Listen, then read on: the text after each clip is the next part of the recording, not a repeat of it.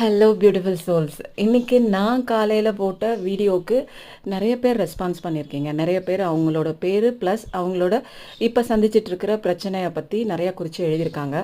கண்டிப்பாக உங்களுக்காக நான் சாமிக்கிட்ட வேண்டிக்கிறேன். பட் நம்மளோட ப்ரேயர் இன்னும் பவர்ஃபுல்லாக இருக்கணும் அப்படிங்கிறதுக்காக 2 முறை ப்ரேயர் பண்ணலான்னு நான் டிசைட் பண்ணியிருக்கேங்க. இப்போ கம்மிங் ஃப்ரைடே ஒரு தடவை உங்களோட பேர் ப்ளஸ் பிரச்சனை ஒரு ஷீட்டில் எழுதிக்கிட்டு நான் கடவுள்கிட்ட என்னோடய பூஜையெல்லாம் முடிச்சுட்டு எல்லாருக்காகவும் உலகத்துக்காகவும் வேண்டிக்கிட்டு அதுக்கப்புறம் உங்களோட தனித்தனி பேர் சொல்லி உங்களுக்காகவும் பூஜை பண்ணிவிட்டு இன்னொரு செகண்ட் பூஜா இன்னொரு நாள் நம்ம பார்க்கலாம். பௌர்ணமி எப்போ வருது? ஏன்னா பௌர்ணமியில் காஸ்மிக் ரேஸாக இருக்கட்டும், யூனிவர்ஸில் நிறையா எனர்ஜிஸ் இருக்கும். கடவுள்களுக்கெல்லாம் பயங்கரமாக சக்தியாக இருக்கட்டும், அதெல்லாம் நமக்கு வாரி வாரி வழங்கக்கூடிய ஒரு பவர்ஃபுல்லான டேங்க அன்றைக்கி. ஸோ அன்றைக்கி மெடிடேஷனும் பண்ணணும் ப்ளஸ் பூஜையும் பண்ணலாம் அப்படிங்கிற ஒரு ஐடியாவில் நான் பார்த்துட்டே இருக்கும்போது தான் எனக்கே ஒரு ஆச்சரியம். என்னென்னா 8/8/2025 அன்றைக்கி வெள்ளிக்கிழமை வருது. அன்றைக்கி தாங்க பௌர்ணமியும் வருது. அன்றைக்கி தாங்க திருவோண விரதமும் வருது. அன்றைக்கி தாங்க ஸ்பெஷலான என்னோட உத்திராடம் நட்சத்திரமும் வருது. அன்றைக்கி தாங்க வரலட்சுமி விரதமும் வருது. ஸோ இவ்வளோ நாள் பவர்ஃபுல்லான டேங்க அன்றைக்கி. கண்டிப்பாக திரும்பவும் நீங்கள் உங்களோட பேரை சொல்லி நான் திரும்ப பண்ணுறேன்.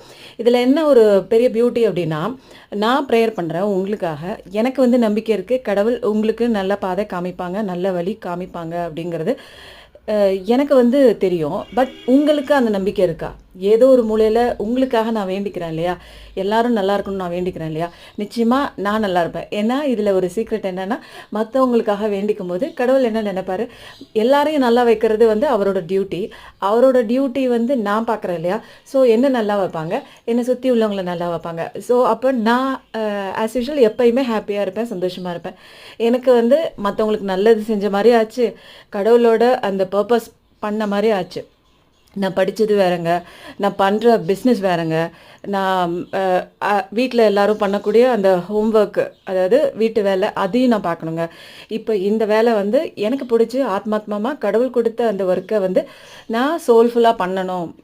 ஏதோ நம்ம பண்ணுறோம், இந்த உலகத்தில் பிறந்துட்டோம், நம்மளை சுற்றி உள்ளவங்களுக்காக கடமைகள் பண்ணுறோம். பட் நம்மளோட சோல் பர்பஸ் என்னன்னு கடவுள், நான் இந்த சேனல் ஆரம்பித்தது எதுக்குன்னு எனக்கு இன்ன வரைக்கும் தெரியல.